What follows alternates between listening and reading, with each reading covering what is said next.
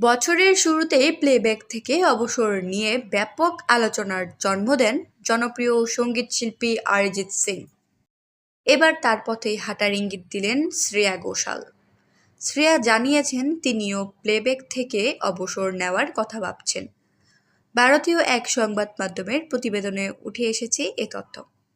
সম্প্রতি এক সাক্ষাৎকারে শ্রেয়া বলেন, তিনি বর্তমানে বেশ ক্লান্ত অনুভব করছেন এবং ভবিষ্যতে গান থেকে সাময়িক বিরতি নেওয়ার কথাও ভাবছেন।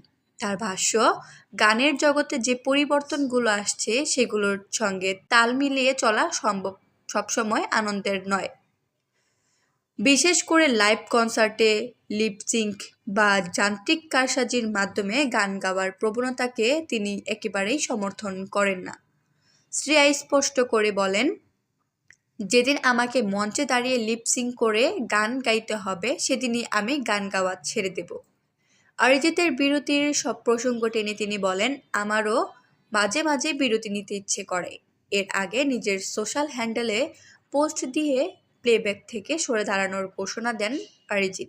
সেখানে তিনি লিখেছিলেন, সবাইকে নববর্ষের শুভেচ্ছা। গত কয়েক বছর ধরে শ্রোতা হিসেবে আপনারা আমাকে যে ভালোবাসা দিয়েছেন তার জন্য আমি কৃতজ্ঞ। তবে আমি জানাচ্ছি যে এখন থেকে প্লেব্যাক ভোকালিস্ট হিসেবে আমি আর নতুন কোনো কাজ নেব না। এই সঙ্গীত যাত্রা অত্যন্ত চমৎকার ছিল।